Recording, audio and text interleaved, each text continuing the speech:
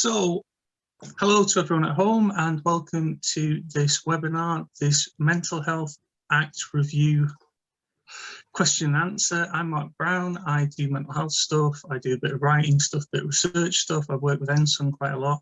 I'm going to be your host for today. We have four amazing panelists. We're going to go through to the full and promised hour, where we're going to be discussing what the implications are of the reforms proposed in the government's Reforming the Mental Health Act white paper, which was published on the 13th of January 2021.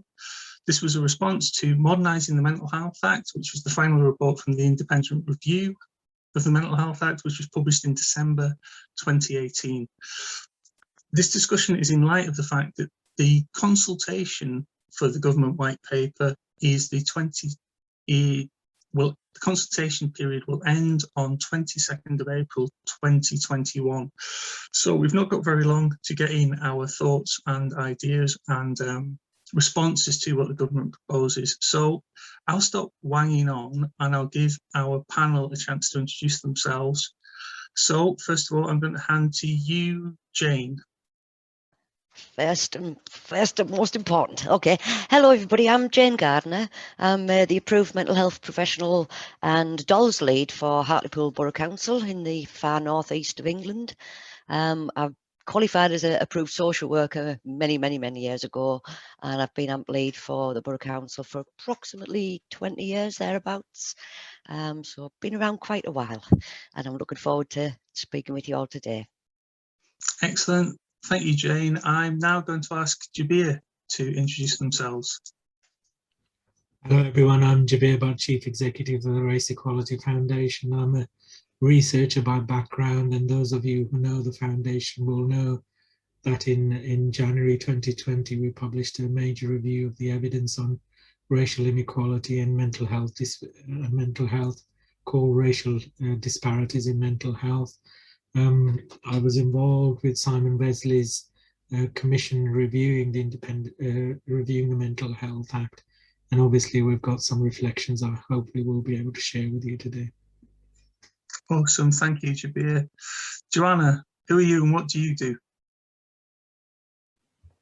Hi everyone, I'm Joanna Dean. I'm a lawyer specialising in prison and mental health law. I spent many years representing patients that had been sectioned and also prisoners that had been serving sentences, many of whom had mental health problems. I spent the last 7 years working for Mind, the mental health charity, and I'm currently doing consultancy work and studying. That's me. Excellent. Thank you, Joanna. And finally, we have Neil. Yeah, thanks, Mark. Good morning, everyone. I'm Neil Allen.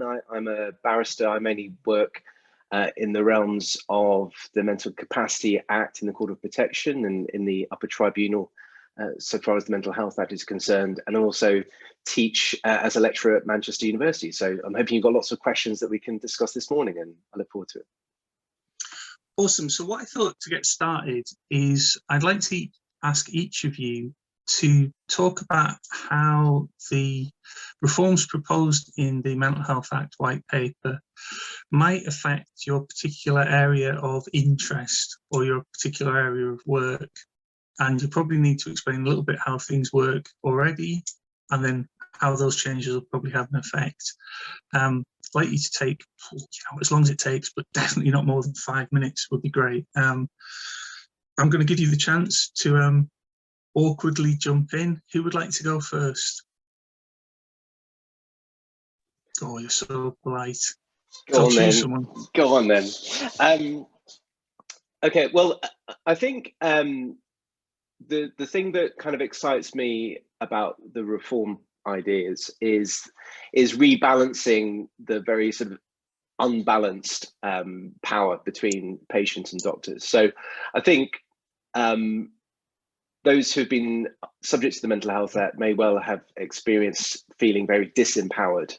There's a lot of kind of dominance between the doctor-patient relationship. And I think one of the aims of the reform ideas is to try and address that and to empower people to be more involved really in the decision making that's going on. So that's what I'm sort of quite excited by, because at the moment, obviously there are safeguards within the Act. There are lawyers that people can get access to, but that's only to challenge their detention, for example. It's very difficult for people to challenge treatment decisions. And so I'm quite excited by the advanced choice documents that we'll talk about later on, to give people more say in how they would want to be treated if they were subject to the Act. So that's kind of where I'm coming from, excited about the rebalance of power. Excellent, thank you, Neil. Who would like to go next? Is that you, Jane? Yes. Obviously, I come from quite a different angle from some of my colleagues on the panel, having sort of the role of being lead for the approved mental health professionals who actually detain people under the Act. And I think one of the things that, as Neil said, I think it's quite exciting to see how we can sort of address that power imbalance, especially within the medical model. I think that's quite contentiously, I think some of the presumptions of the consultation period are saying things like reduce unnecessary detentions, and it's that word unnecessary. What does that actually mean? I know that our AMPs particularly work very hard to look at least restrictive options, look at alternatives to detention. And the simple fact of the matter is that over the last 10, 15 years, those alternatives have just become diminished throughout, and the resources are just not available. We know that on balance, the nationally, some recent figures said that there was something like 140,000 mental health act assessments, but 64,000 people detained. So that in itself shows that most AMPs do look to seek alternatives.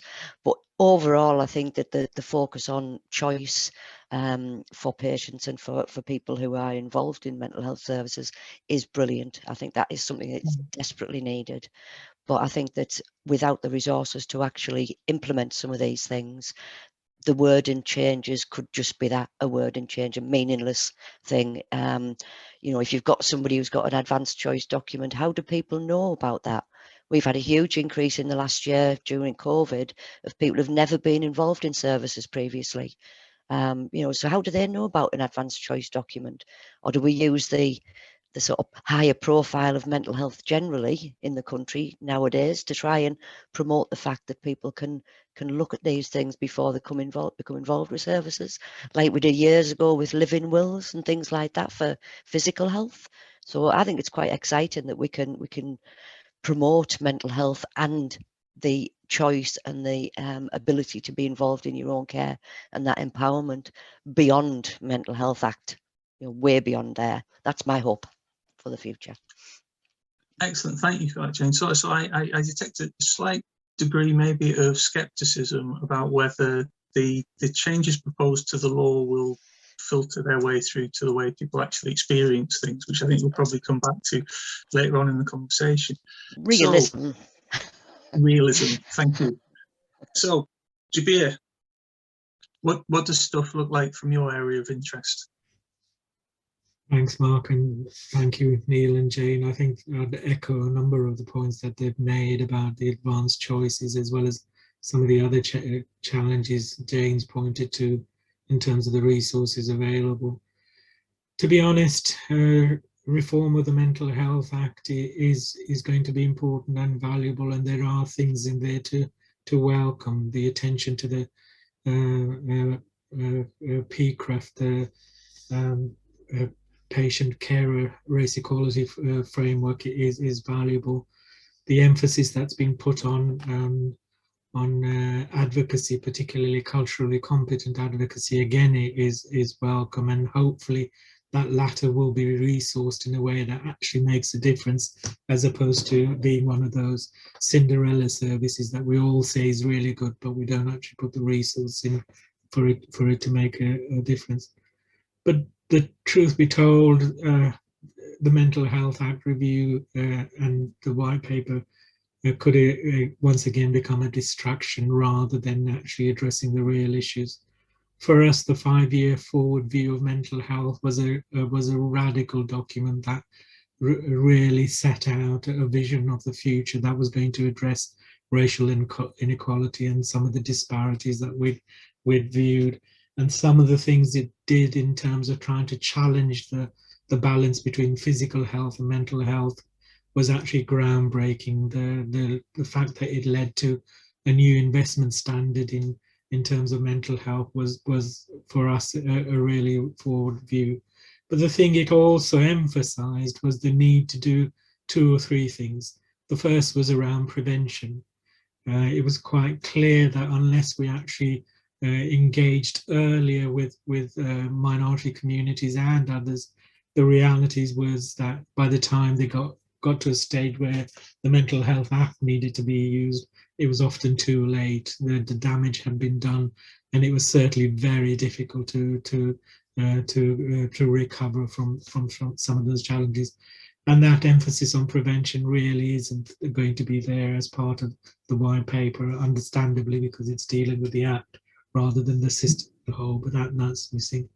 The second part is that the review quite clearly identified the importance of practice.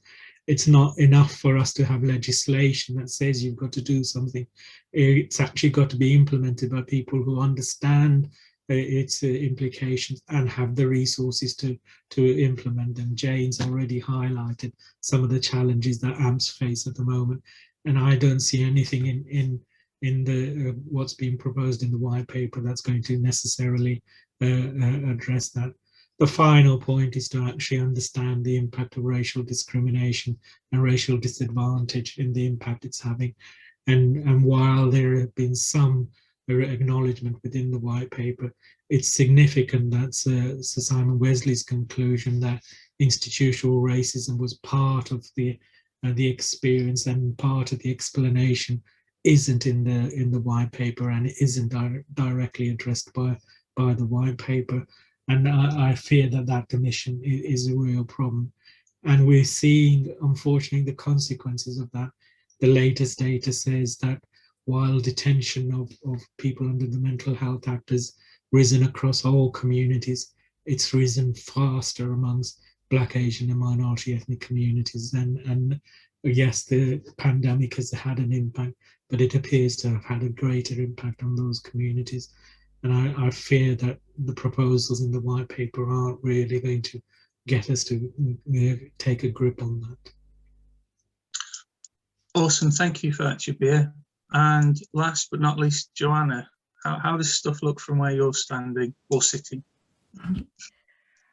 So I think I'd agree with a lot of what's already been said. I think for me, a couple of points that I'd like to raise are in relation to Part 3 patients. So they're ones that have been through the court system or immigration detainees. And the proposals for example, the detention criteria are proposing to change it for civil sections, sections 2s and 3s, but not for Part 3 patients. And so if the recommendations do go forward, then we're going to have this 2-tier system. And I'm concerned about the rhetoric about around criminal and immigration detainees.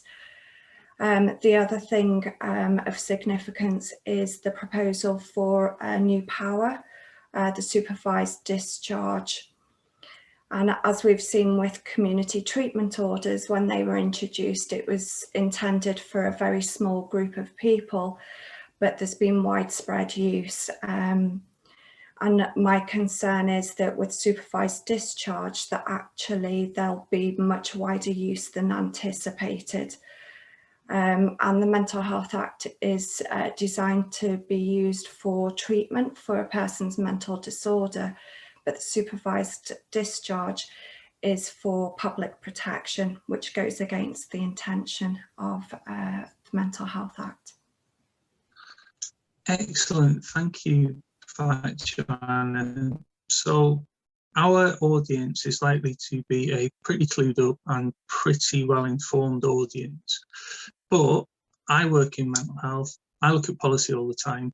I found it difficult to make it through all 75 million pages of the Mental Health Act white paper. What I think would be really good is if each of you could have a go at summarising for a very lay audience what the actual changes that are being proposed are, because there's lots and lots of little individual bits of policy and stuff like that, but just from where you're standing, where you feel the summary of those changes will kind of alter the way things are done or the way things turn out from where you work. It's a tough question. I've been trying to do this since January. It's really difficult.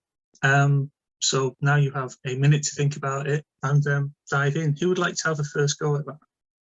Hey. Oh, Jane. Yeah. Go, Jane. I think on the face of it, there's a lot to support in the proposals. I mean, as we know, that the vast majority of the recommendations of Sir Simon Wesley's review were included. But for me, it's about how we actually clarify what they all mean. I mean, something like the nominated person replacing what is currently the nearest relative.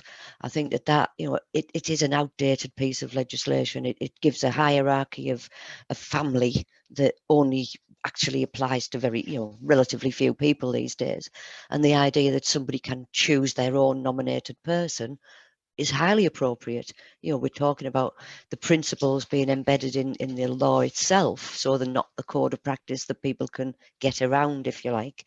You've got to follow those principles, and one of those is choice. So having the ability to choose your own nominated person is on the face of it a really excellent move. But I think that there's some of the issues that are immediately apparent, whereby there's a phrase in the white paper consultation document that asks, that says that the person's nominated person can be overridden in their view. Now, personally, if I was going to nominate somebody, I would want them to be somebody who's going to object to my being detained. Reasonably so, obviously, and wanting them to look at alternatives. But if the idea is that currently, if the AMP or whoever feels that the person's nearest relative has made an unreasonable objection to a detention, say under Section 3, then it's the court that decides whether that's unreasonable or not. So it's taken out of the AMP's hands. Whereas with this proposal, as I've read it, it says pretty much that the clinician, which I presume is going to be the doctor, can decide to temporarily override the nominated person's objection whilst they remain involved in the person's care. So it's a bit something and nothing. It's a bit, it's giving with one hand and taking away with the other, with no real safeguards around it. Doesn't seem to be that the nominated person who is then overridden can have a challenge to that, or the person themselves can challenge that. So there's a lot of details going to be needed to clarify what some of these changes mean. As I say, things like the advanced choice document, how does that actually work in practice unless it comes somewhere way down the line, well before somebody's involved with mental health services? GPs need to be clued up. This is something your patients need to know. Services, voluntary sector, local authority, everybody should be promoting this with people, saying that this is something you can decide before you have anything to do with mental health services. And then it's, how is that? How are those safeguards safeguarded, I suppose, is the question I'm going to ask. Because who watches the watch person? Yeah, exactly. Because it's in principle, some of them sound good, but in practice, none of it is changing the fundamental sort of structure of the Mental Health Act. So it's not actually, it's changing wording, but again, words can become meaningless depending on how they are interpreted. And I think that's the worry for me. Like the criteria itself, to put something in that says significant harm. Obviously, does that sound greater than the current criteria? I don't know whether it does. I don't think the change of the wording for the criteria will have an impact at all on reducing the numbers of people detained, because I think that unless there's some really strict guidance around what it means, and that before it comes to case law interpretation, that it's something that people have to follow, I think it's quite easy that in a risk-averse society, people can be made to fit the criteria. That's my concern. some of those sort of the new things haven't been given sufficient weight to the words, if you like. So I think we need to be clear about what we all actually mean to be meaningful. Otherwise, people's rights as they look on paper are just easily overridden. That's my view. Yeah, certainly the stuff about significant harm has its kind of mirror in the definition or not definition of therapeutic throughout the entire white paper, which is really interesting. Who would like to jump into this conversation next? I'm happy to. Neil. So I think there are certain bits of it which I'm quite optimistic about, and certain bits of it which I'm very skeptical about. So if we start with the optimism, I was involved in the principles side of things in the Wesley Review, and I think one of the good things about it is having statutory principles. I think that's a good move. But what's not clear is what happens if those involved breach those principles. How much of a stick is there going to be to ensure that people make use of these statutory principles? But the idea of having principles in the legislation, I think, is a good move. I also think that the changes around treatment powers are encouraging. I think it's worth bearing in mind that we're not going to get a wholesale reform of the Mental Health Act. We're talking about significant tweaks. I see this as a tweaking bit of legislation, albeit significant tweaks, rather than a wholesale replacement. So the treatment powers, I think, are encouraging. And we can talk about, I know there's a question in the chat about ECT, but for example, if someone has capacity to make decisions around ECT, in future, if this does go through, in future, ECT can't be given unless a High Court judge has authorised it, which is a complete pain in the backside so far as clinicians are concerned. So it probably means that you won't have ECT in future, whereas at the moment it can be given, obviously, in certain emergency cases. So I think there's quite a lot of good improvements in relation to treatment. I like the increasing use of advocacy, so more IMHAs, but I'm worried about, and I cannot understand why they're not extending IMHAs to informal patients like we have in Wales. I think informal patients should have IMHAs. So that's Independent Mental Health Act advocates. Yeah, independent mental health advocates.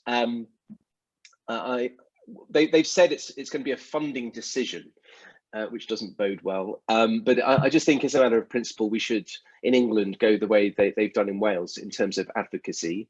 And I like the changes that are proposed in relation to tribunals. So people have greater access to tribunals. You can challenge what's going on more frequently, and tribunals will be able to some extent, look at the process by which treatment decisions have been made.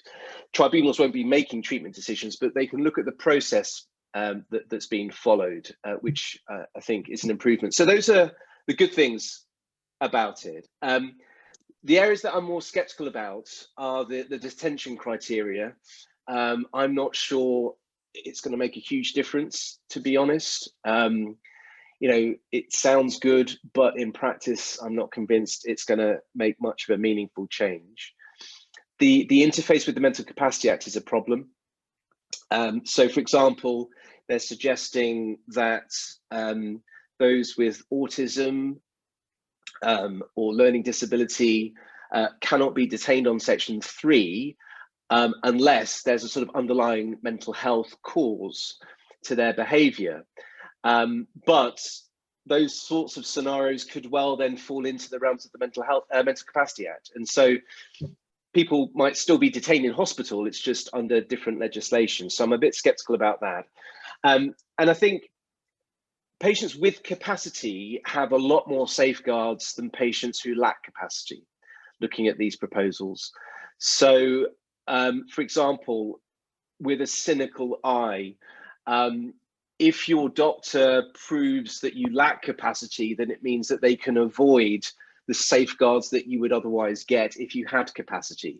So I wouldn't be surprised if certain capacity assessments are potentially skewed or skewable to avoid some of the statutory safeguards. And I think so far as advanced choice documents are concerned, I think that's an example of something that could make a real difference. It just depends on how it's sort of implemented and how it works in practice. So that has potential.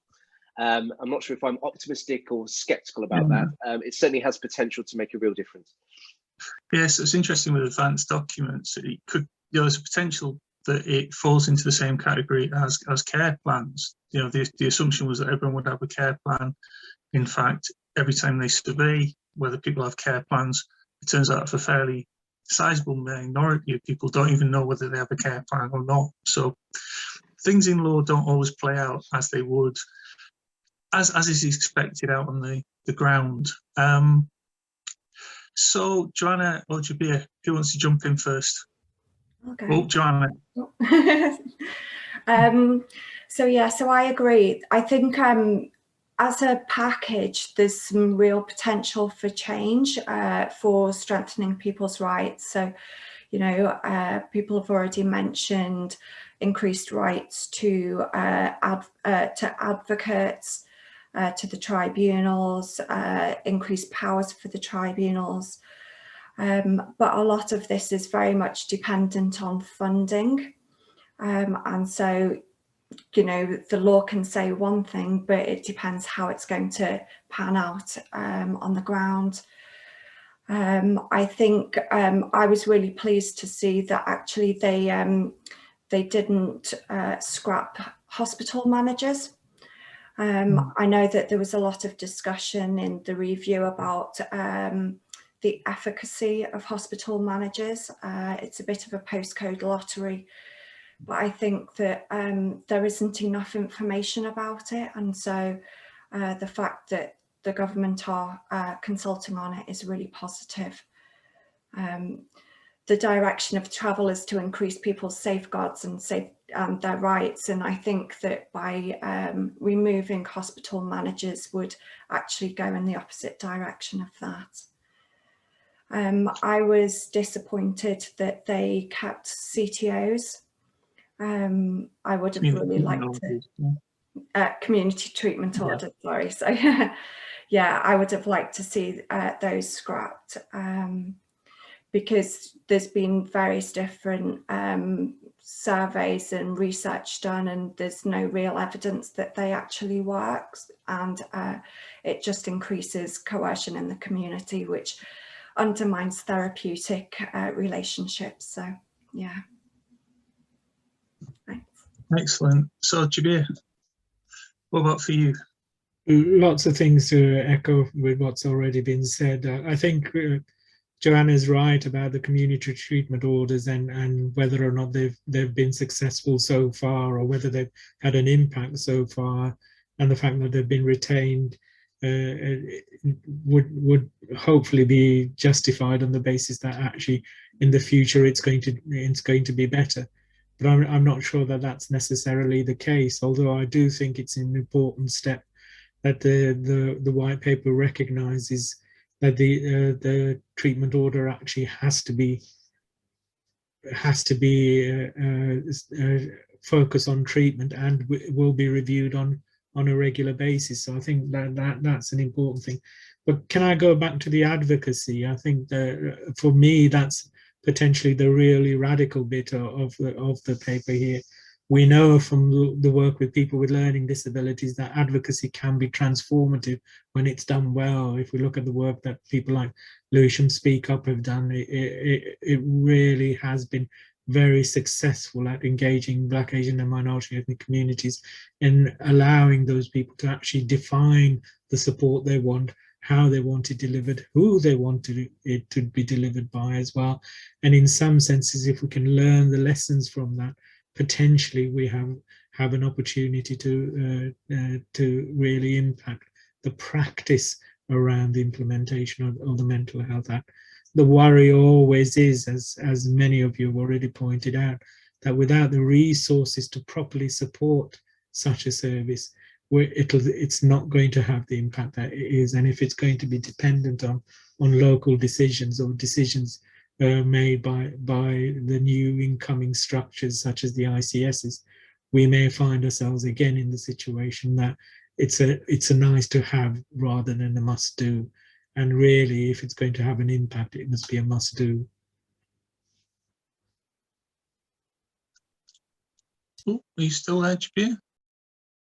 Sorry, I am. I don't know why it's turned off my camera. Please continue. That's where I was ending on, Mark, really. As I was saying, I think for us, the advocacy commitments are key.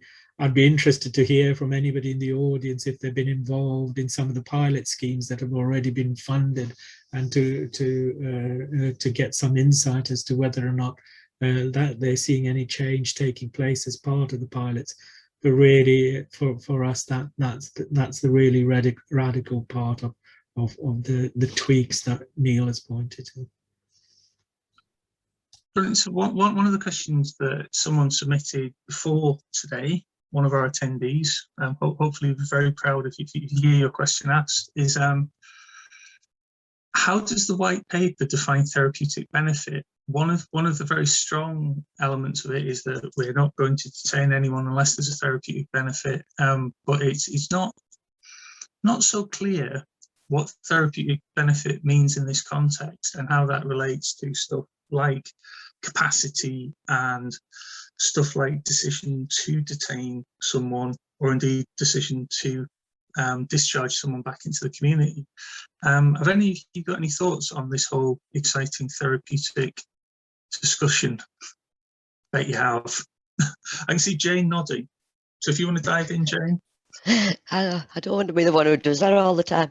I mean, I think, as I've said before, if you've got something that is determined as being, that the admission and the treatment has to be of therapeutic benefit, then it's whose definition that is.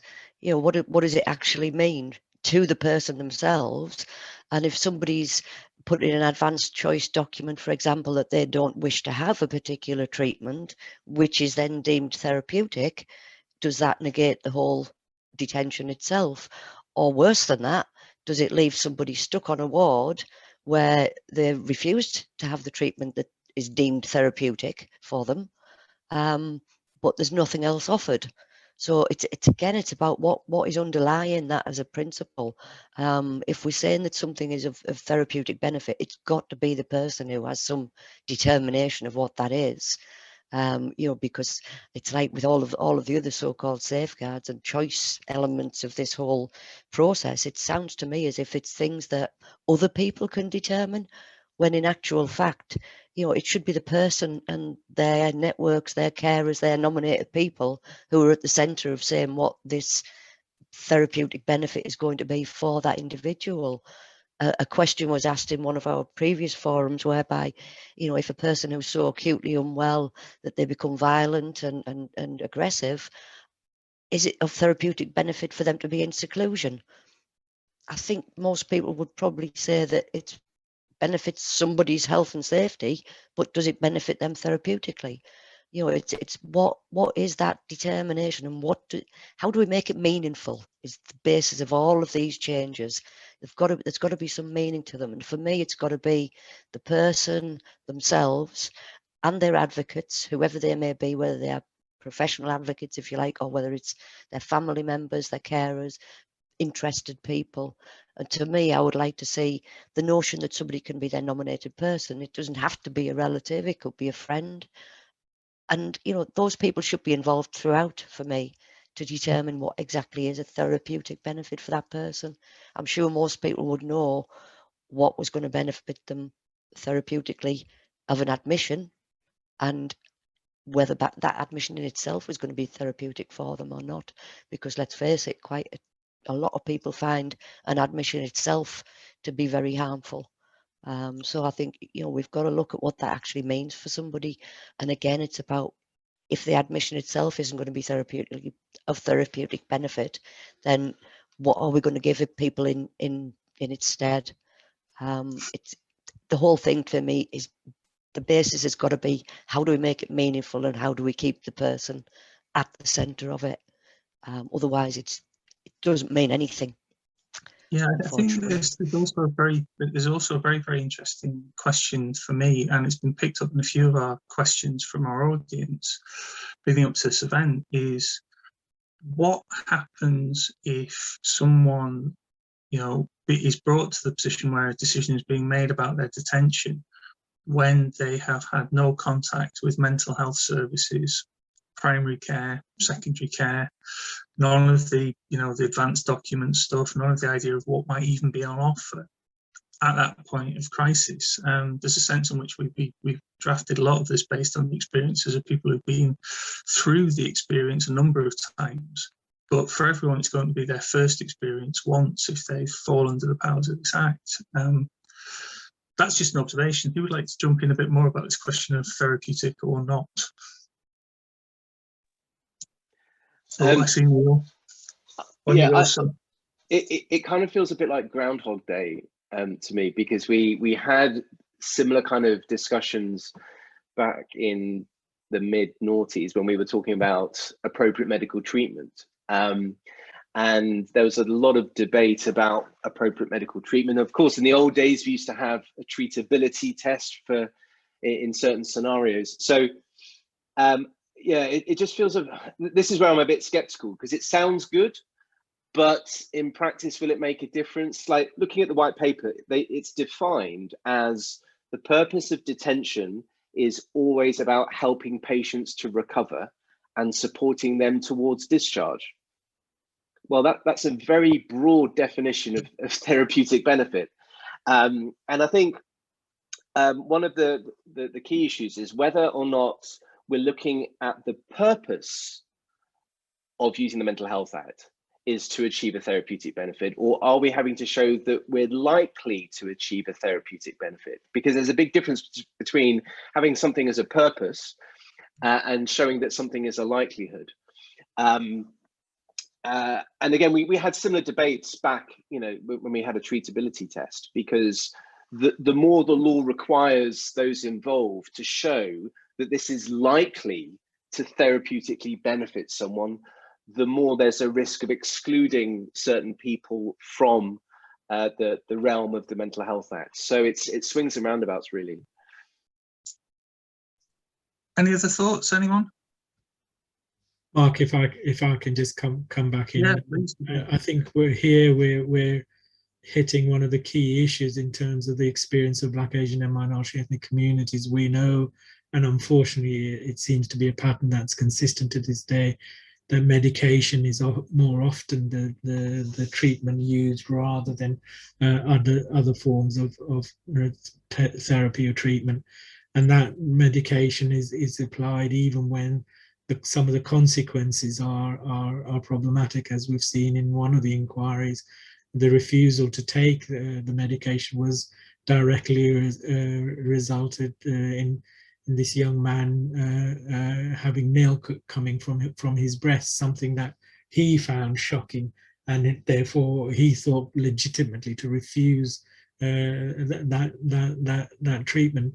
And I don't think we've necessarily progressed that debate at all with what's being proposed in the white paper. It clearly is a complex one where we need to ensure that people are protected and do no harm to themselves and do no harm to others. But equally, we need to better understand how we can prevent situations and realize that actually medication isn't necessarily the only solution. And I pointed out in my first contribution that the rise in numbers from minority communities being detained is particularly so in 2021, but actually that rise has been going on for a number of years, at least 4 or 5 years. The CQC's started to highlight that growth in numbers, so it predates the pandemic, yet we don't seem to be making much of a headway in there. And I can't help but go back to my earlier point that unless we do preventative work, unless we do work that actually engages people earlier, we are going to inevitably come across people in crisis. And when we come along with people in crisis, some of the decisions we make are inevitably going to be restricted. Thank you. How about you, Joanna? Any thoughts? Yeah, so I agree with everything that's been said. I think that that the problem with therapeutic benefit is that it increases the ability for interpretation. And I think while, they'll update the code of practice and that will have some guidance, I think it will take, several cases and potentially many years to actually find out what exactly is meant and what the scope is. And so that will actually increase uncertainty under the Mental Health Act, which, which is completely opposite to what we want. We want the clarity. So yeah, I'm concerned about that. I mean, I think it's a really interesting thing, because when we're talking about the Mental Health Act, we're talking about law. We're talking about the powers of the state to do a number of things, which is very different from practice about treatment and stuff like that. And I kind of noticed in the Mental Health Act white paper, there is a kind of increased chain of what you might call recourse to justice, or kind of oversight of people's care. But I do kind of wonder the extent to which people who are detained, people who have been detained, will actually be able to exercise their notional legal right to challenge things and their notional legal right to have their treatment reviewed. Do any of you feel like the white paper gives a sense of what that future world might look like? Go on, jump in, someone. Thanks, Jane, again. Jump in, Jane. The optimist in me wants to say yes. I think that, potentially, if you think about all of the things that's been talked about in the last sort of 5-10 years, and as Jabeer said about the sort of 5-year forward plan, if we'd been able to sort of look at some of these things like the parity of esteem with physical health, the prevention agenda, if you like, if we'd been able to make those things happen, then some of the things that are in the Mental Health Act white paper would have reinforced those. But there's a lot of the time that there's very many things that sound excellent in theory, but they're not ever allowed to be put into practice. And again, it's like things like, sort of having culturally competent practitioners. And that's something that, it needs to be within the training of all professionals, not just those involved with Mental Health Act.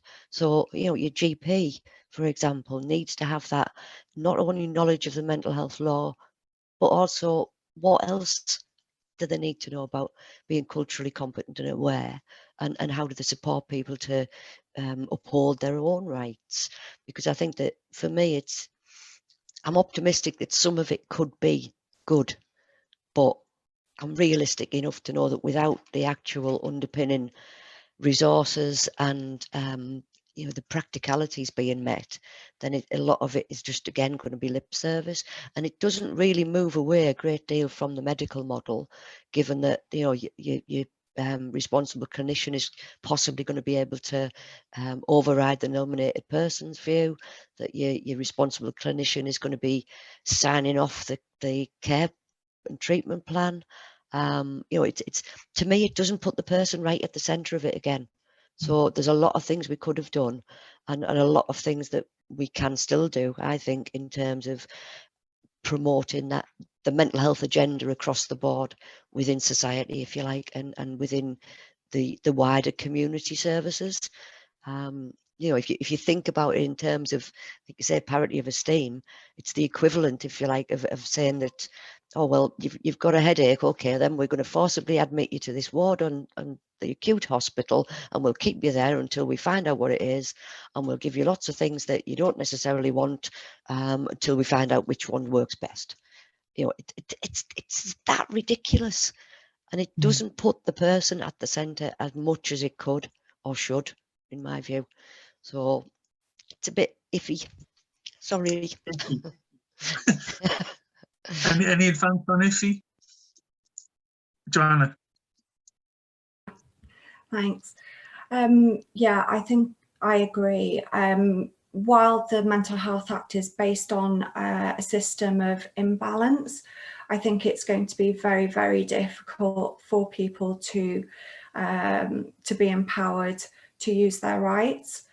Ideally, we would have a rights-based legislation, and I think, you know, people can make complaints, they can have advocates, they can have their rights, but you know, we've seen that actually patients that use those, that, you know, raise concerns, they're classed as difficult patients, and actually their day-to-day life is made incredibly difficult. And yeah, I think that there needs to be a much more fundamental change in order for people to actually be empowered to receive the treatment that they require.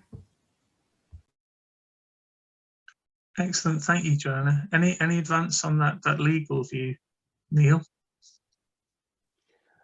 I think the proposals are good for people with capacity. I think you get sort of like business class safeguards if you've got mental capacity to make treatment decisions. But if you lack capacity to make those decisions, you get sort of economy class safeguards. And I think that does worry me, because even if I lack capacity to make decisions, I'm still going to feel the effect of treatment in the same way as someone with capacity. So I think that's my sort of main area of concern. I think they need to beef up the safeguards for those who lack capacity, so that they are as fully involved in their own care and treatment as can be achieved.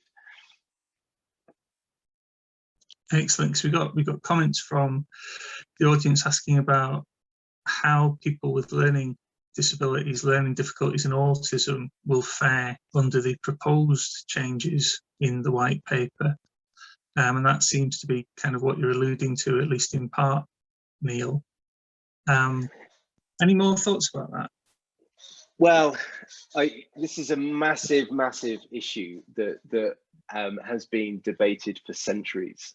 When you look at the history of mental health legislation, you know, what is the role of the Mental Health Act in the context of those conditions? Should it even be a legal option?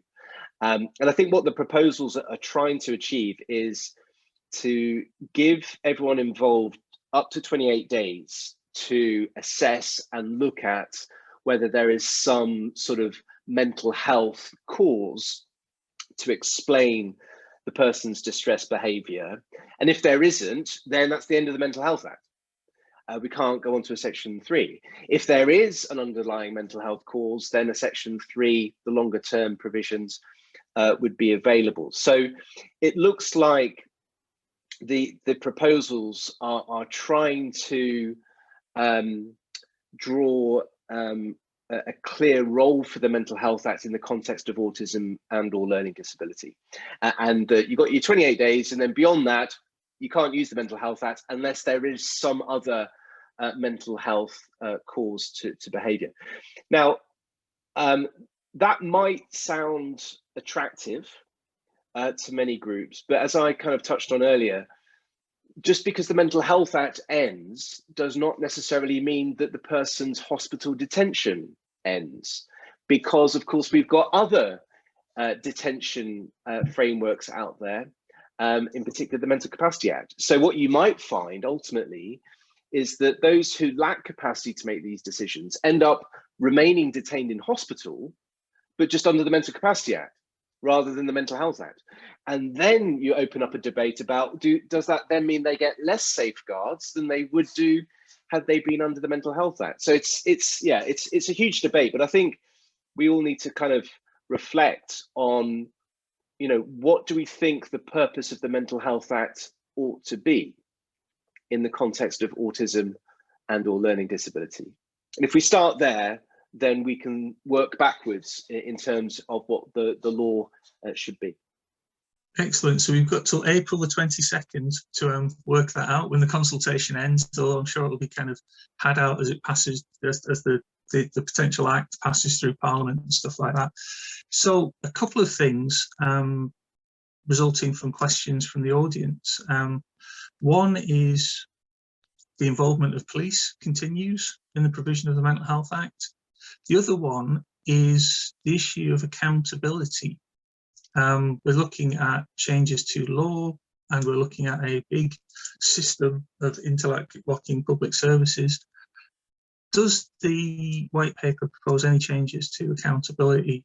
And if so, will they hold any of the bodies involved accountable? And this is, again, both of those are quite open questions. You can dive in with an answer on either of them. Police, accountability, not just some little topics for you there.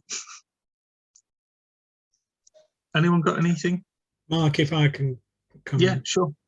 Go on, Jabeer. The police is always a really interesting issue in terms of Black, Asian and minority ethnic communities. We know that entry into the mental health system for these communities is more likely to be through the criminal justice system, and in particular for the Caribbean community in terms of contact with the police.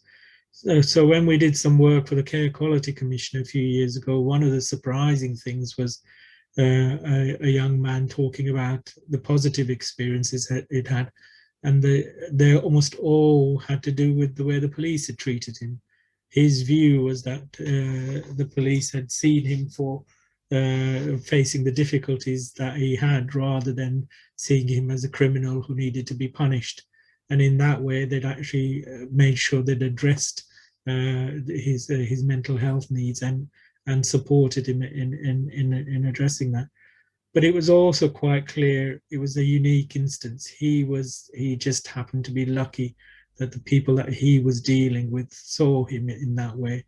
Unfortunately, the experience for many others was that actually that wasn't the way they were treated. Their mental health was rarely considered. And I know lots of police forces now are doing triage and trying to make sure that when they first go out, they do understand the mental health needs of the people that they're addressing. But the reality is that what we've done is withdrawn emergency mental health support, and now are finding ourselves replacing that with the police. And I'm not sure that the police want to do that, and I'm not sure that it's a good idea in the first place anyway. So I think we really do need to address that. But I think it goes to a much more fundamental point, which I think Julie's raised in the question and answer as well, which is about the funding for all of this. Without there being sufficient funds invested, we're not really going to be able to address these issues. And I would emphasize its investment, because the reality is that we see if we're able to prevent the worst crisis, we actually save money for the state in overall terms, and it should be seen as an investment in supporting mental health, adequate and good quality mental health services. Cool, thank you, Jabeer. Anyone else want to dive in? I will warn you that we've got about 4 minutes left, so quick one about accountability or otherwise. Unfortunately, I think that means we are more or less out of time both for questions and discussions, but I do want to give you all maybe 1 minute each to kind of summarize some of your thoughts for the people at home, being aware that some of them will be taking part in making responses to the mental health white paper, mental health act white paper via the consultation. So a final 1 minute summary from each of you, and then we'll have to head off into the afternoon on our own.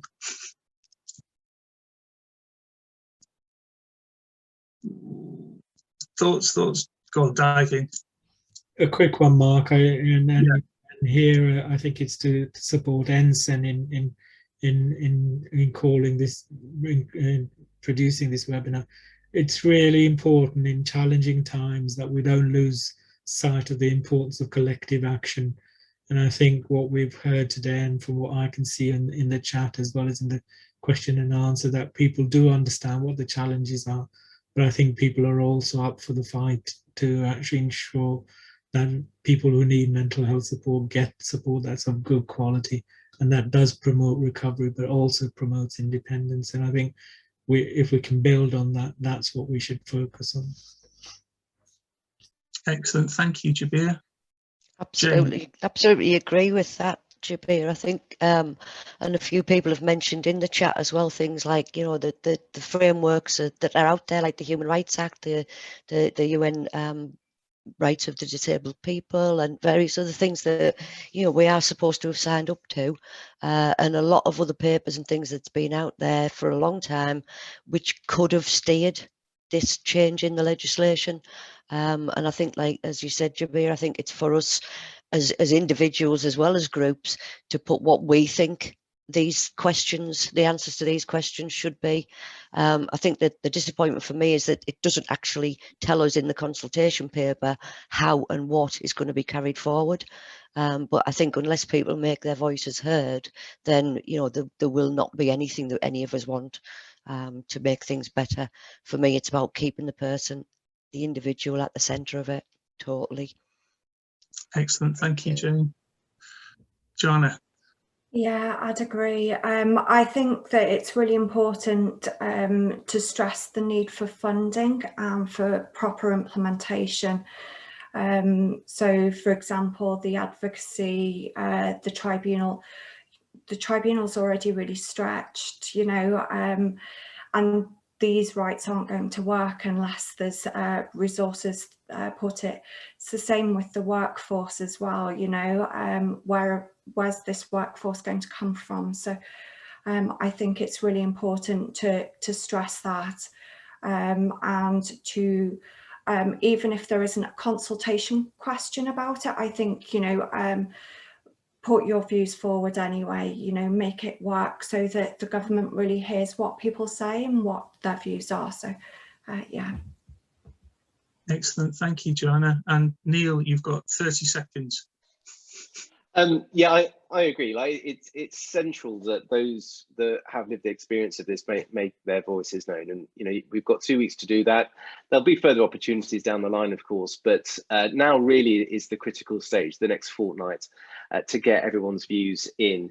And yeah, you know, you could have the best law in the world, but without the proper funding to support it, it's not going to work. So, you know, if we are serious about treating mental health in the same way as we do physical health, then it's crucial that that funding is there to enable the law to be embedded properly.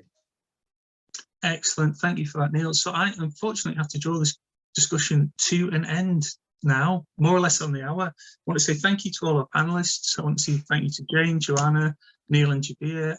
Hopefully for you at home, this is not necessarily shed any light on what's proposed, but has provided some interesting input and some ways of thinking about it.